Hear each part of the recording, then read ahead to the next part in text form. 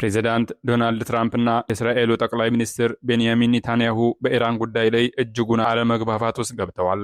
አክሲዮስ እና ሌሎች ዓለም አቀፍ ሚዲያዎች እንደዘገቡት ትራምፕና ኔታንያሁ ባለፈው ሳምንት ረጅምና አስቸጋሪ የስልክ ውይይት አድርገዋል። በዚህ ወቅት ፕሬዚዳንት ዶናልድ ትራምፕ በኳታር፣ ሳውዲ አረቢያና የተባበሩት አረብ ኤሚሬቶች ጥያቄ መሰረት ኢራን ላይ መጠነ ሰፊ ጥቃት ሊሰነዝሩ አንድ ሰዓት ሲቀራቸው ጥቃቱ መራዘሙን ገልጸዋል።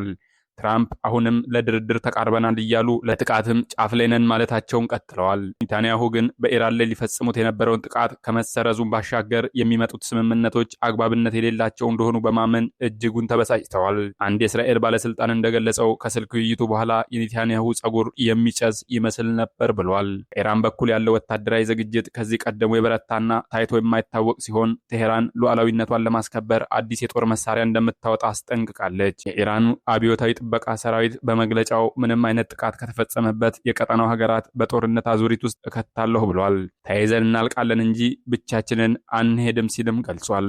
የኢራን ፓርላማ አፈ ጉባኤ መሐመድ ባጌር ጋሊባፍ የጠላት ግልጽና ስውር እንቅስቃሴዎች አዲስ የጦርነት ዙር እየፈለጉ መሆናቸውን ያሳያሉ ሲሉ አስጠንቅቀዋል።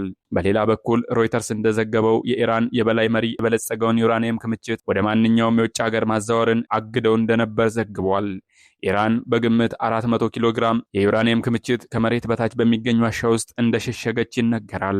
ሩሲያ የኢራንን ዩራኒየም ወደ ሶስተኛ ሀገር ማዛወር ካለበት ለማስቀመጥ ፈቃደኝነቷን ብታሳይም አሜሪካ ይህን ሐሳብ ውድቅ አድርጋለች። የአሜሪካ ፍላጎት ኢራን ዩራኒየሙን ለሷ ብቻ እንድታስረክብ ነው። ይህ በእንዲህ እንዳለ ሳውዲ አረቢያ በኢራን ላይ ማንኛውም ተጨማሪ ወታደራዊ እርምጃ እስከ ሀጅ ወቅት ማብቂያ ድረስ እንዲራዘም የትራምፕ አስተዳደር መጠየቋ ተነግሯል። ሀጅ በሜ 25 ተጀምሮ በሜ 30 ይጠናቀቃል። እስራኤል ግን ጦርነቱ አሁን ላይ እንዲጀመር ትፈልጋለች። የእስራኤል መንግስት በሰሜን ሀገሪቱ ክፍል የሚገኙ ሆስፒታሎችን በፍጥነት ወደ አደጋ ጊዜ አሰራር እንዲገቡ አሳስቧል። የእስራኤል ጦር አዛዥ ኤያል ዛሚር በኢራን ውጥረት ምክንያት የእስራኤል ጦር ሰራዊት ከፍተኛ ዝግጅት ደረጃ ላይ ይገኛል ብለዋል። በደርዘን የሚቆጠሩ የአሜሪካ ነዳጅ ጫኝ አውሮፕላኖች በቴል አቪቭ ቤንጉሪዮን አውሮፕላን ማረፊያ ማረፋቸውም ተስተውሏል።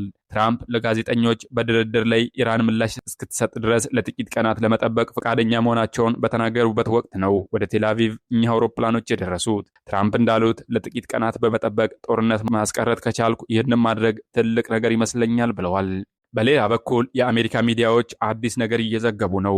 የዋይት ሀውስ የፖሊሲ ስራ አስፈጻሚ ስቴፈን ሚለር በኩባ ላይ ወታደራዊ እርምጃ ሊወሰድ እንደሚችል ምልክት ሰጥተዋል። ሚለር እንዳሉት ብዙ አሜሪካውያን ላያውቁ ይችላሉ፣ ነገር ግን ማወቅ ያለባቸው ከአሜሪካ ዳርቻዎች በበረራ 45 ደቂቃ ርቀት ላይ የምትገኘው ኩባ ለ10 ዓመታት ለአሜሪካ ተቀናቃኞች ዋሻና መነሻ ሆና ቆይታለች። የሲቢኤስ ኒውስ ዘገባ እንደሚያመላክተው ለፕሬዚዳንት ዶናልድ ትራምፕ በኩባ ላይ ወታደራዊ አማራጮችን የማዘጋጀት ስራ ተጀምሯል። የኮንግረስ አባሉ ጊሚኔዝ ግን የአሜሪካ ኩባን ማጥቃት አስፈላጊ ይሆናል ብዬ አላስብም፣ የኩባ ህዝብ በራሱ በአገዛዙ ላይ አንድ ነገር ያደርጋል ብዬ አስባለሁ በማለት አስተያየታቸውን ሰጥተዋል።